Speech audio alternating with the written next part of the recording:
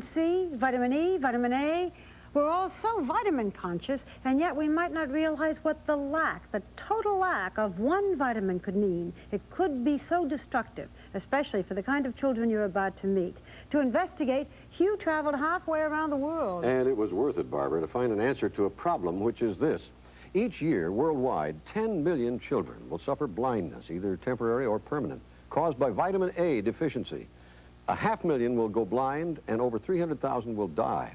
But some very caring people have been working to overcome this problem, and for me, seeing them at work made this a really memorable trip. Meet Cesar, a 4-and-a-half-year-old who lives in a remote corner of the Philippines. He looks healthy and hearty, right? Wrong. He is neither. Dr. Eva Santos, an ophthalmologist with Helen Keller International, places toy cars around the room of Cesar's dark hut, the first toys he has ever had. Cesar's baby brother makes a beeline for one. But despite Dr. Santos' urgings, Cesar does not. He cannot. He's afraid to move. Now you see, apparently this child cannot move because he cannot see in the dark. Cesar is night blind. An examination reveals dry eye and foamy bacterial bubbles on the white of the eyes, called Bito's spots. Cesar is a classical case of vitamin A deficiency. The liquid in this yellow teardrop is given to Cesar, a mega dose of vitamin A that costs less than 2 cents. 3 days later, we went back to the hut to repeat the exercise. This time, Cesar didn't miss a beat. Without the vitamin A, we are told, Cesar would have gone totally blind within 6 months to a year. Hey, Cesar, do you want to come out and join us? Now, instead of going blind in 6 months, he is protected from blindness for 6 months. I'm going to come and get you. Meet Florencio, age 6, and like Cesar, malnourished. We found Florencio huddled quietly by his doorstep while the other children in the village were running around playing. Twilight descended, and as it did, Jeff Watson, director of Helen Keller International for the Philippines, tested Florencio's night vision by trying to play catch with him, without much success. Florencio could not see the ball. Florencio has been night blind for 3 years. An eye examination reveals the same dryness and those same foamy spots as Cesar's. And like Cesar, Florencio is given vitamin A. A few days later, it was, as they say, a whole new ball game. What you have just seen is one of the continuing health scandals of our time. Why? Because nutritional blindness is not only reversible if caught in time. More important, it is preventable. Good boy. Good boy. Very good. Ow! You almost expect nutritional blindness in these tightly packed, well-publicized slums, so close to Manila's Malacañang Palace, where food is scarce and unaffordable. But you don't expect it where we found it at its worst, much further away. 2/3 of the Filipino people live in the countryside in areas like this. And of these, it's estimated here that 70% live below the Filipino poverty line, which is $1,000 per year per family. And one of the most neglected, isolated areas of all is the southern region of Bicol, an area known for its richness of landscape, its majestic volcano, and its shimmering rice paddies. But it's known for something else as well. This area of the Philippines has a blindness rate of well over 3% of its population, much higher than the Philippine national average of just over 2%, already one of the world's highest blindness rates. What does this mean in terms of people?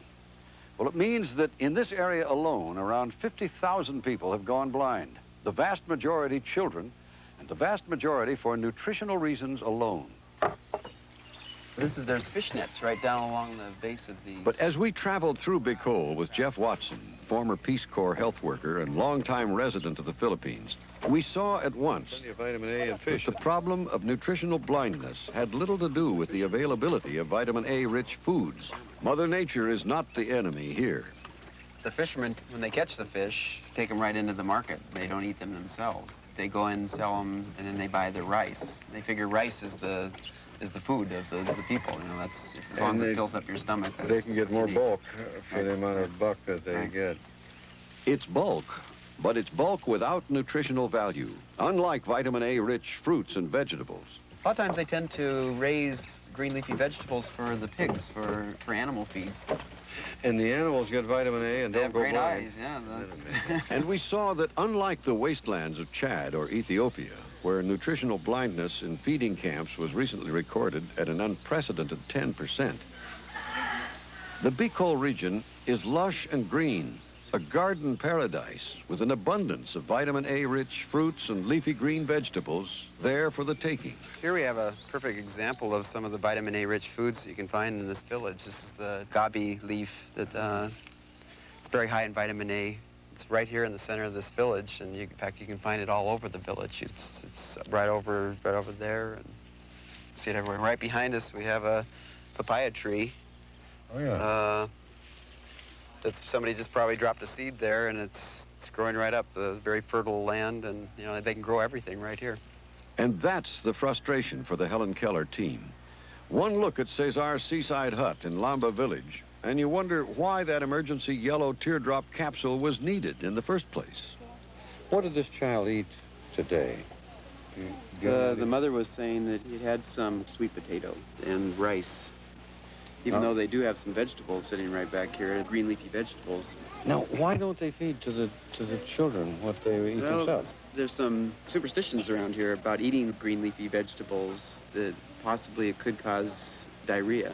And then also there are some superstitions about the child eating fish. They for some reason they believe that it causes worms, you know, the Scarus worms. Do these villagers understand why their children are going blind? Well, they're very religious people. They tend to think that maybe God is punishing them. They think that they're cursed. They don't associate it with nutrition. In Lamba alone, one child recently died blind.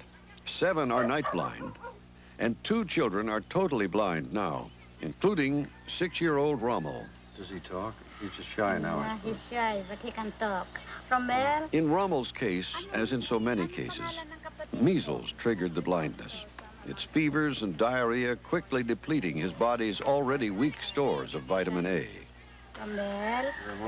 Romel. Romel, sabi naman ng pangalan mo. Ha? Knowledge about nutritional blindness is nothing new. It's been known for a long time. Why haven't governments given some priority to this problem?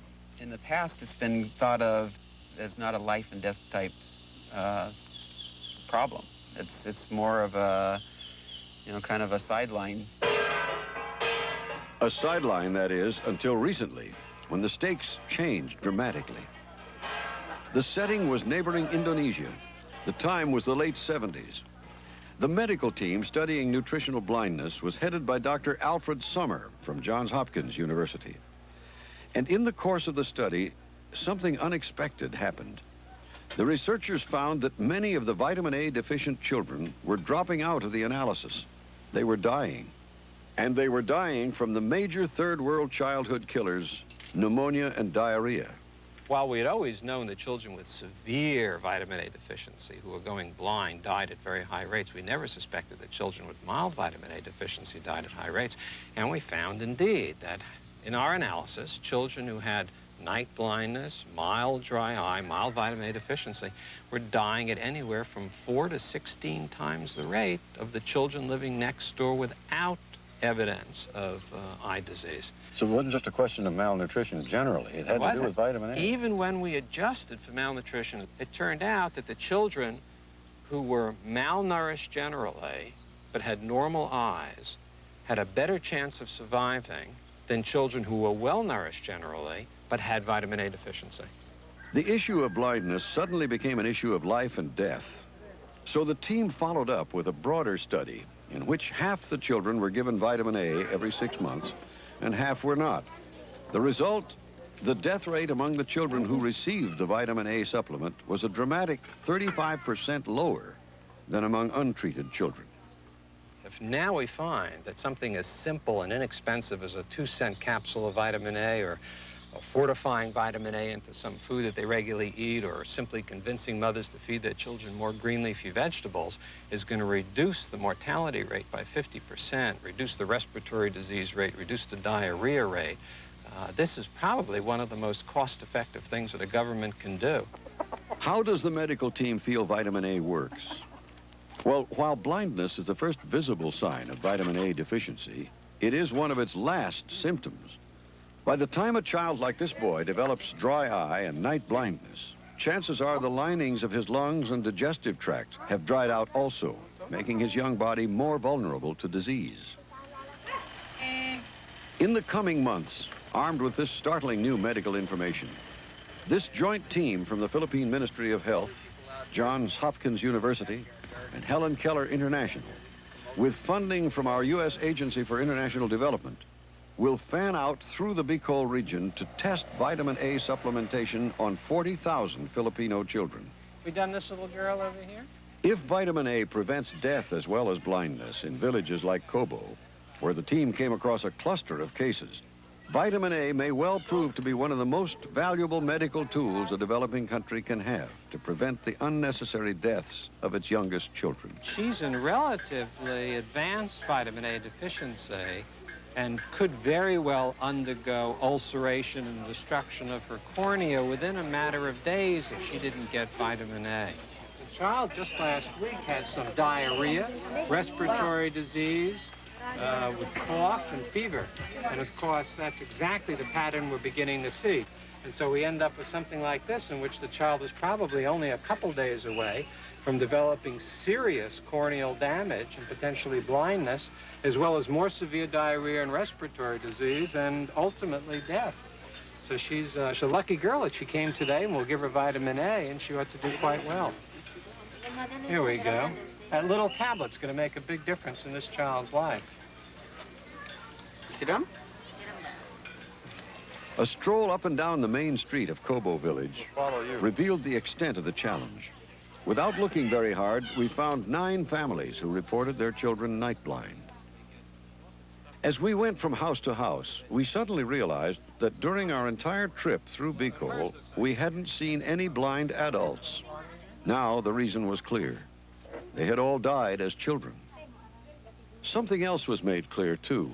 In Cobo, as in so many villages, a health worker was in place. But she had been taught nothing about those crucial connections between the way the children eat and the way the children see. She's a brave girl. Would you tell her she's a real brave girl? She's like when we go into a movie theater. Yeah. At first we can't see, and then our eyes adjust and we're able to find our seat. These children's eyes don't adjust. They just stay permanently blind under those conditions. The older children tend to eat everywhere. They eat at grandma's and uncles and cousins and their friend's house. But that little young child only eats what's given to him. Do we have a child here? What about his brothers and sisters? Can they see their food and their toys okay?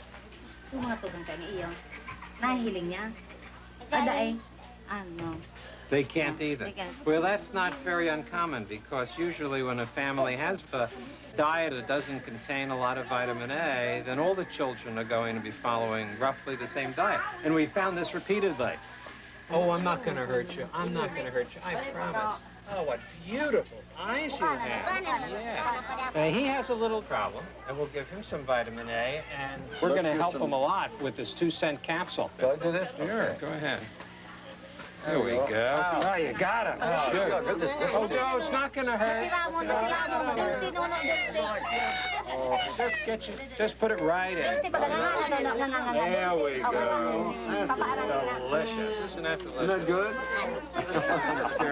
I'm not as good at this as you are. No, you're better. And you just reduced this child's risk of dying 20-fold. 20-fold. 20-fold. He doesn't understand that. Hugh, is this at all a problem in this country? In this country, it's hard to escape vitamin A unless you're Yeah. badly undernourished. You'll have enough vitamin A. We all grow up hearing, oh, carrots are good for your sight. Eat carrots, because we know there's vitamin A in it. And now also there are those who take vitamin A because they think that it may be preventative for cancer.